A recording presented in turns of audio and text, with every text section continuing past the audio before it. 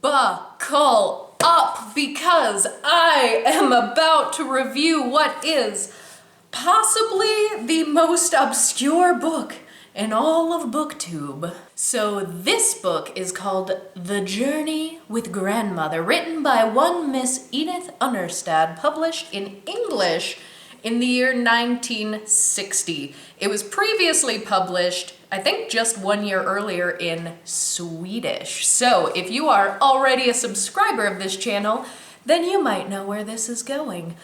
And if you are not a subscriber to this channel, then why don't we fix that? Just take the opportunity right now to subscribe, and don't forget to click that silly little bell.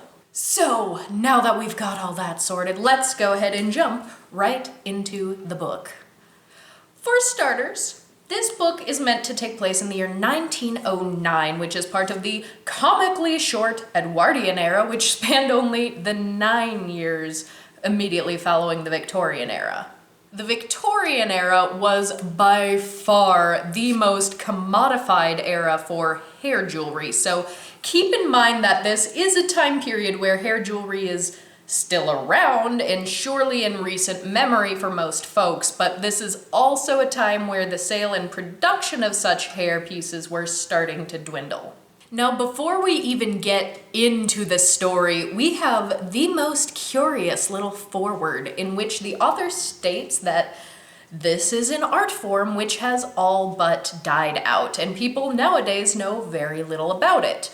Being published in the year 1959, 1960, this does make sense, but the strange part is how she goes on to say that some of this book is fact, and some of it is fiction. Very curious indeed. So our author, Edith, just outright refuses to outline immediately what parts are fact and which parts are fiction, except for the one fact that she did meet a boy and his grandmother who was a skilled hair worker when she was a little girl, and that they surprised her with a nice new human hair wig for her doll. Later in the book, a story just like this is recounted, so I can only imagine that she herself was the little girl from that chapter in the story, and that part, at least, is largely true. But apparently these people had such an effect on her that when she grew up, she was thinking about them so regularly that she ultimately traveled to Våmhus, where the hairworkers were from, and learned as much as she could about them. And she says that what she learned there was so astonishing that she not only had to write this book, but she also felt the need to travel in their footsteps to visit and retrace the places that were recounted in this book. So, wow! And I can completely understand the feeling of being compelled to travel to Våmhus. After all, I did so myself about a year and a half ago, but this book takes us from Våmhus down to Stockholm and then out of Sweden entirely to Finland and then Russia. So from the sounds of the foreword, the author also took that same journey while she was writing this, so I think that's pretty neat. So this fiction-ish book is technically a children's book. I actually found an old newspaper clipping from 1961 that recommended this book for ages 7 to 11. But honestly, I wonder how a kid that young would react to a book like this, especially even more years after the fact. Because even though the reading level is pretty easy, the language around the hair work, with also some Swedish words thrown in, makes it seem like this book could actually be pretty confusing for anyone who isn't already familiar with hair work, which the author admits right out of the gate is almost nobody. But for someone like me, who is a hair worker herself, who is very knowledgeable on the history, I did find this book really fascinating. If you yourself are not someone who is familiar with Victorian era hairwork or even Swedish hairwork in particular, you can click up there to watch my first video on Swedish hairwork techniques if you'd like to get a basic overview of the history and techniques that we're going to be talking about. So the book follows a 12-year-old boy from Våmhus named Anders. I was already quite tickled by that because while I was in Våmhus, I learned that Anders is one of the most common traditional Swedish names for boys in this region. I also visited the magnificent home of the famous Swedish artist Anders Zorn in Mora, which is very near Våmhus. So whether or not the real-life boy who is the inspiration was truly named Anders or not, I don't know, but it seems extremely likely. Anders comes from a poor rural family and they are forced to sell their horse Lamsa and her foal in order to try to make ends meet. They are actually on their way to say goodbye to the beloved horse when they reference large traveling baskets. Again, I perked right up because in addition to hairworkers, Våmhus is known for their highly skilled basket weavers. Usually, the women of the village would make hair jewelry and the men of the village would weave baskets. So these early teasers of baskets could be just an innocuous detail at first for those not familiar with the craftwork of Våmhus, but it actually tells some beautifully subtle truths even before it's relevant to the plot. In fact, if you were to visit villages in Dalarna County where Våmhus is located, you will see baskets woven in this traditional fashion all over the place. So definitely keep an eye out if you happen to find yourself in that region in a post-pandemic world. Not only are these baskets used for transporting items, but some of them are woven into garbage bins. Some smaller ones could be used for everyday purses. I even saw them used as planters in many cases, so they're really multi-purpose, and as you can well imagine, the traveling hairworkers were known for keeping their wares in baskets just like these when they travel. More than anything, Anders just wants to buy back his horse. So when his grandmother decides to go on a journey in an attempt to make some extra money, he jumps at the chance to join her. Also joining them is Anders's 18-year-old aunt Anna, who being his aunt is called Antita. Suffixing the name of your aunt with Titta is specifically part of the Våmhus dialect and not standard Swedish, and using/lightly explaining a few components of the Våmhus dialect is another really fascinating aspect of this book.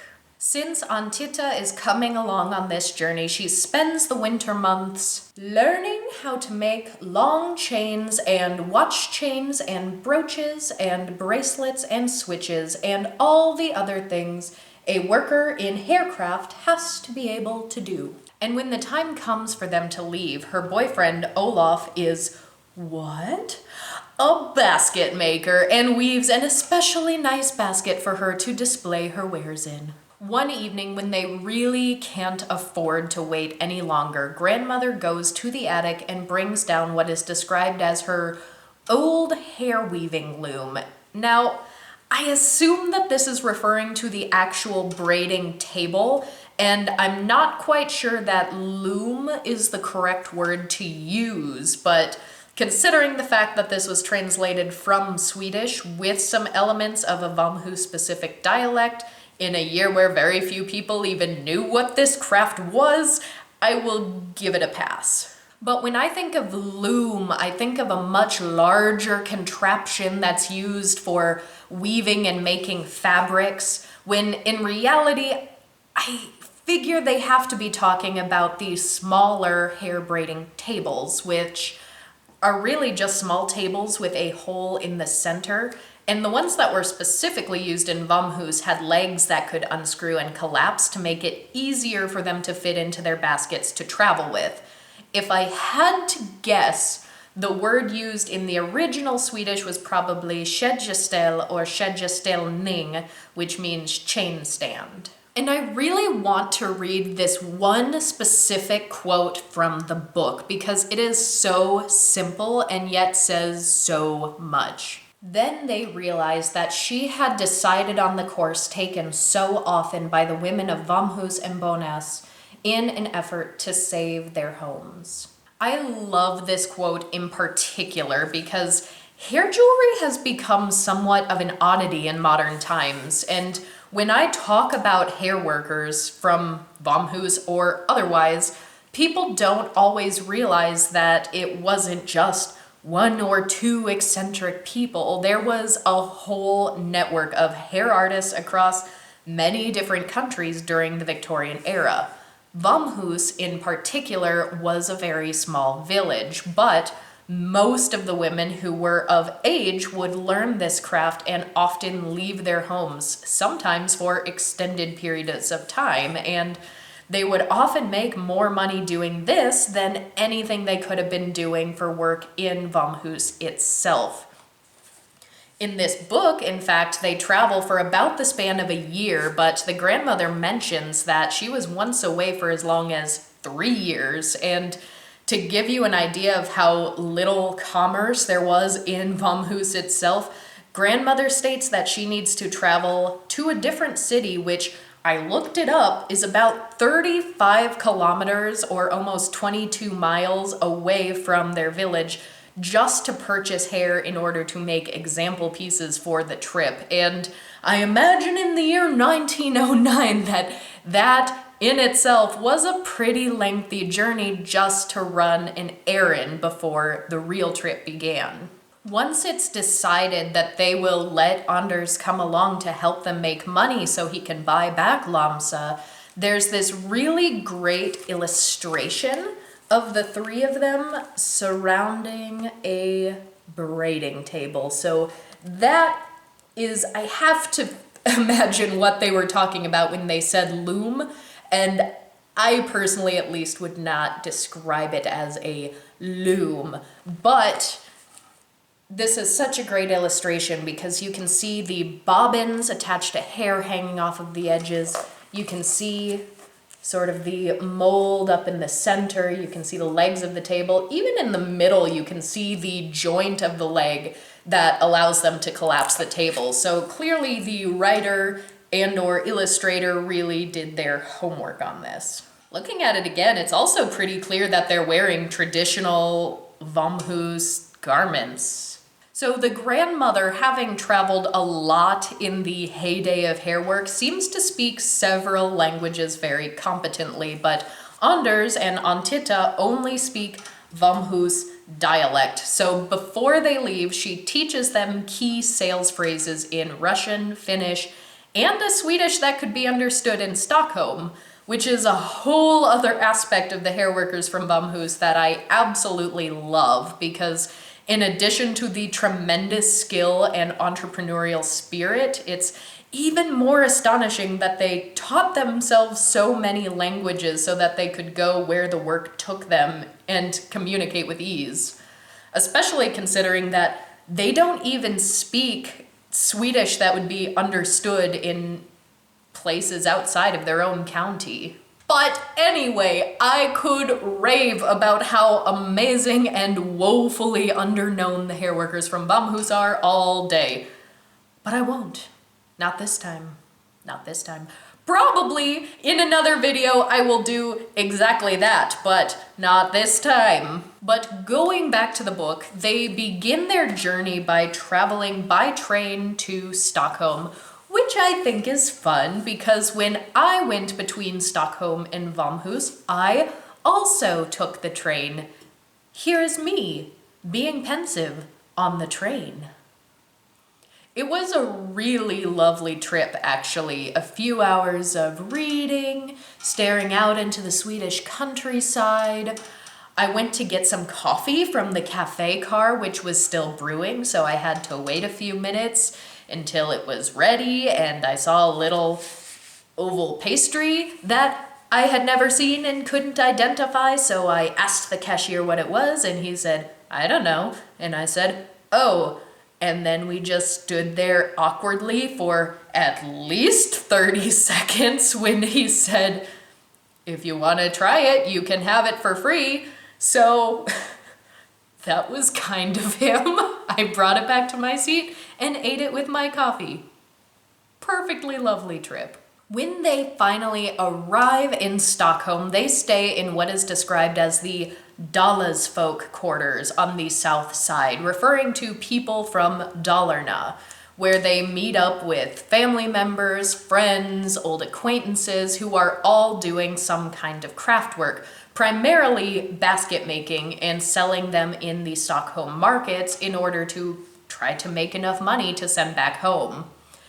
Just a little side note, later in the book, Anders tries his hand at making a basket, and there's this really lovely illustration of him in the process of making it, which does look exactly correct. That's what making a basket looks like. The very next day, Anders' grandmother and Aunt Titta join their fellow Dalesfolk at the markets, describing how they wear traditional Våmhus clothing of white sleeves, bright red colors, and hair brooches in an effort to appear as living advertisements for their hair work. There's a funny scene of Anders getting himself into trouble when he couldn't quite understand a Swedish man who was speaking to him at the market because he still wasn't fluent in Swedish, but only Våmhus dialect. And other than that, they don't really stay in Stockholm for very long. They unfortunately learned that the jewelry had fallen out of fashion in the area since the last time grandmother had been there, and they were not even able to sell simple switches of hair because by this time, more and more hairdressers were beginning to offer hairpieces like this, and they even mentioned that some of the former hairworkers from Våmhus had taken jobs making rolls and switches for those hairdressers, which was not as lucrative as making hair jewelry had formerly been, which definitely does make sense for this time period. Given that they did not have much work, they moved on rather quickly to Helsingfors, Finland, where they are able to stay with an old friend of grandmother's who had gotten married and moved there. This was actually not uncommon for women from Våmhus to settle down with other people whom they met outside of Sweden on these hairworking trips, so I really like that little detail. Here in Finland, they knock on doors and houses to introduce themselves and show their wares. And right off the bat, they receive custom orders for hair jewelry. They sell a pre-made braid as well, and they purchase some gray hair from someone, which the author does take the care to point out that that is a color that was highly in demand. I'll also say that this is not the only time on their trip where they purchase hair and cut it right off of someone's head. And this might seem a little odd by today's standards because people aren't just saying, hey, do you want to buy my hair? Like they used to anymore. But back then it was quick, easy money for someone who had long hair to make should they need to. And a hair worker could then transform that hair into something that would make a profit. So really it's just basic business. On several occasions in Finland, people are able to recognize them as being hairworkers from Dalarna just based off of the traditional clothing that they wear. And many people are actually very excited to see them. Some even go so far as to say that they've been waiting for the next hairworker to come along just so they could place an order. It's also frequently commented upon that Dalesfolk are known for being extremely honest and generally good-natured. So the hairworkers as a whole just clearly have a very well-established reputation in Finland, and there's still much more of a demand here than there were in larger cities in Sweden. Since they have so much work, they decide to look for a longer-term living situation, and as luck would have it, one of their customers was just about to leave on holiday for the whole summer, and considering the excellent reputation that Dalecarlians had, they offered to let them stay in the house just in exchange for watering the plants, so good deal. A little girl lived in this house, and she had a doll who was nearly bald with very tattered hair that she did not take with her on vacation. I think that's the author. A few other things come to pass while they're in Finland. Anders gets bullied by some local boys for making hair jewelry because they see it as a girly occupation. They meet a professor who is utterly fascinated by the hair work and interviews them about their work and their general lives in Våmhus. During this conversation, grandmother mentions that it's an occupation that was mainly born out of need, considering the fact that pretty much everyone in Våmhus were poor farmers. She explains how hair was cheaper to buy and easier to sell than lace or other fancy crafts, and she explained how the female hair workers were typically the first in the village to travel throughout Europe, and if they found a market for baskets wherever they went, they would write home, and very often the men would follow with their basket-making materials. She also showed the professor her framed flowering hair tree woven of the hair from all of her family members. This here is the very first reference to any hairwork technique that is not table work in the book. Table work, the braided hair jewelry, was by far the most common hair art form used in Våmhus. They did not really make palette work or the flat hair pictures, but they did occasionally do wire work. Unlike the more traditional American hair wreaths, the Swedish wirework tended to be more vertical and tree-like, but it was the same technique nonetheless. After some good, consistent work in Finland, grandmother receives a letter from a fellow hair worker in Russia who states that there is a lot of work there and that she's even able to charge more money than the standard asking price in Finland. So they decided to pack up and move out to St. Petersburg. But before they leave, Anders decides to make his very first doll wig. The little girl's mother had placed some orders and left some of her own hair with the hair workers before they left on holiday. And there must have been plenty left because Anders used her mother's hair to make a beautiful human hair wig for her doll and left it there for her as a thank you. Aw, so cute. And that sounds awfully familiar to the story the author told of her own experience in the foreword. So there you go. The one thing, though, that bothered me ever so slightly was the fact that the girl's mother said something to the effect of, "Oh, I've been saving my hair combings in the hopes that a hair worker would come by." And, I mean, come on. So, I'm not gonna say that it's impossible that combings could have been used, but I am saying that if that was the case, it would not only be a ton of combings that are needed, but assuming you even had enough, it would also take a ton of extra work for the hair worker. Not only would you need to basically take a ball of hair and manually pick out and unknot each individual hair one at a time, but you would need to take out all of the pieces of hair that might be broken off or otherwise shorter than the others because you need the hair to be all the same length. And that would just seriously be a lot.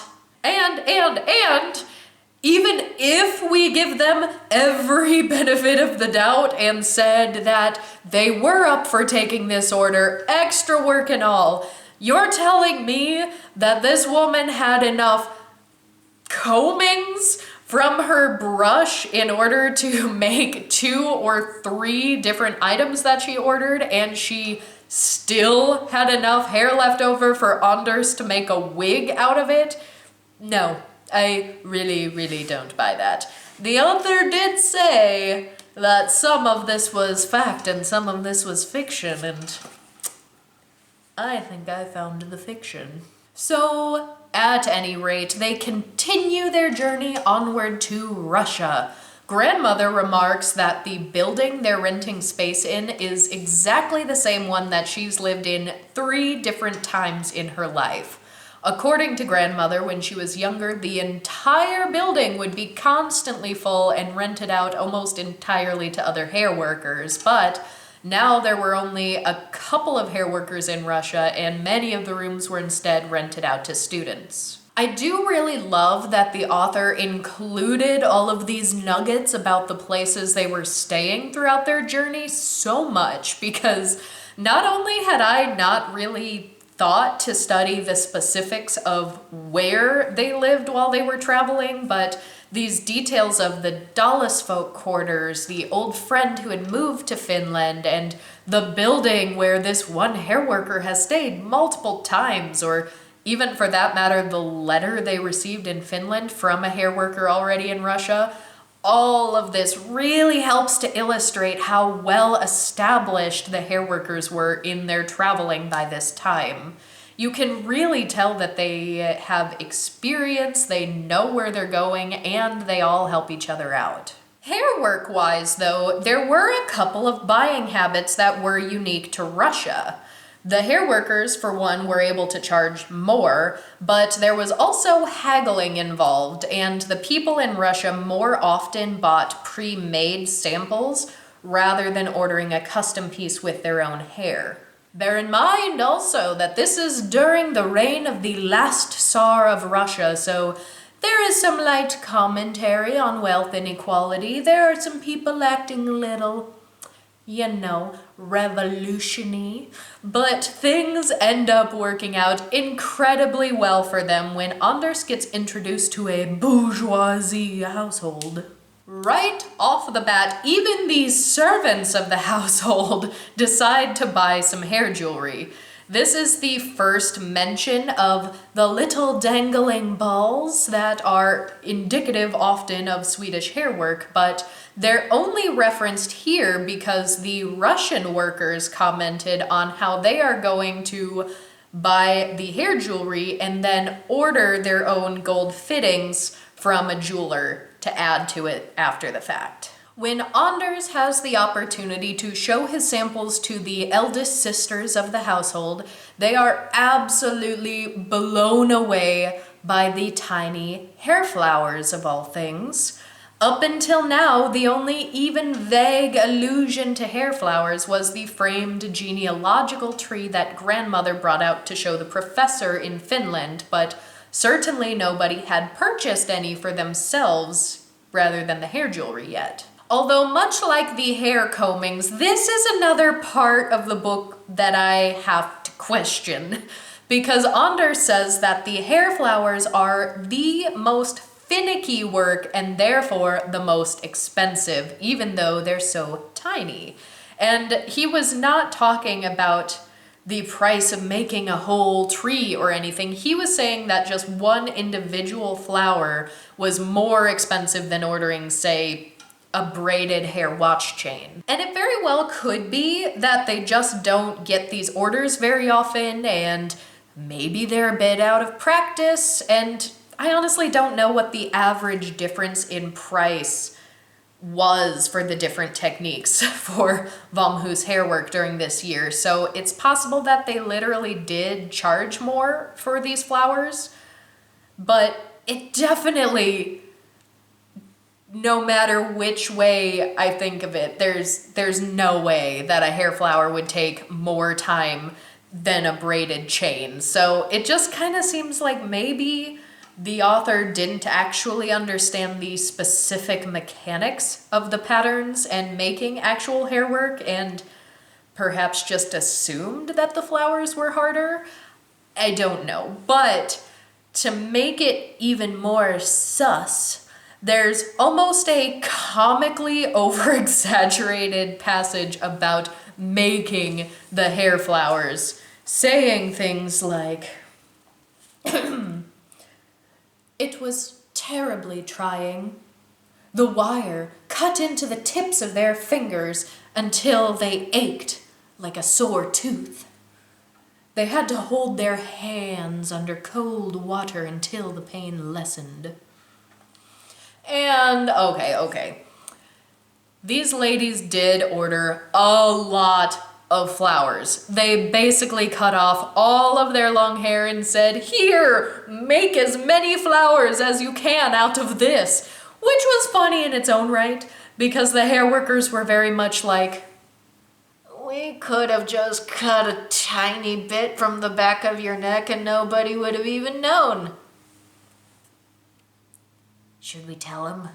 So, yes, I can absolutely vouch for your fingers getting sore from prolonged wire working, but they had already built this up to be the most difficult hair working technique of them all, which is just untrue. Even before they ordered 2 whole heads of hair's worth, they truly, most of the pain just from prolonged wire working, at least for me, comes from the finger joints and the hand bones. My joints are already really bad and prone to injury due to Ehlers-Danlos syndrome, so it's likely even worse for me than the average person trying to do hair work. But even if this wasn't the case, it's not like the pain I get from making hair flowers stems from wire cutting into the fingertips. So this whole scene seems just a tad melodramatic to me. Come to think of it, the way I personally hold the wires when I'm working, I use more of the side of my fingers and the knuckles than I use the actual fingertip. So I don't know. But as it turned out, these wealthy Russian women were purchasing all of these flowers in order to auction them at higher prices for a charity gala. Every single hair flower sold, and for over 3 times what the women themselves had paid for them, which, mind you, was already more expensive than any of the other items that the hair workers offered.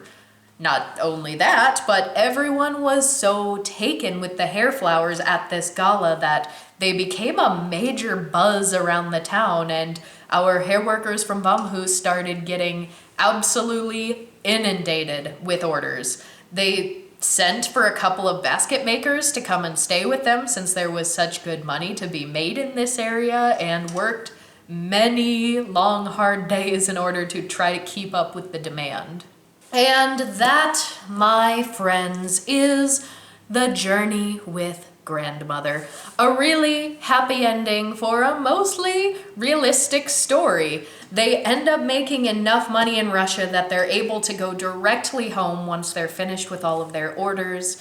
They have enough money saved up to save their home, and even Anders has his own stocking full of money saved up in order to purchase back Lamsa and the foal. Overall, I think it's just really, really cool because you can tell that not only just from the foreword, but just in the careful attention to detail, this author really had a personal love of her topic, and she really, you can tell, was just invested in the lives of these hair workers. And for how few pieces of literature exist about hair work, there are even fewer that are fictional or children's stories nonetheless. So even though it is an older book, I doubt anyone really knows anything about it anymore, except for me and maybe the people in Våmhus and maybe other crazy hairworking people like me. But I just thought it was really special. I hope you were fascinated by my recounting of the story. And I know that this was probably a pretty long video for such an obscure little book, but if you made it this far, then you must have found it fascinating. So please drop a comment down below to tell me what you most enjoyed. What did you find fascinating? I especially want to hear from you if you yourself have read this book before. Tell me if there were any subtle hairwork details that you missed in your original read-through, or better yet, tell me if I missed anything. I want to give a huge thank you to my supporters on Patreon. They are the real reason that I am currently able to put out one new video every single week. Head on over to patreon.com/neverforgotten if you'd like to gain access to bonus content like travel vlogs, podcasts, or even video tutorials on how to make hairwork. As my supporters on Patreon grow, I've got many exciting, larger projects that I would like to produce, but I can only do it with your help. So spread the word, and thank you so much for being here. I just want to go to Våmhus, but it's 2020. If you like learning about hair work, make sure to subscribe to Courtney!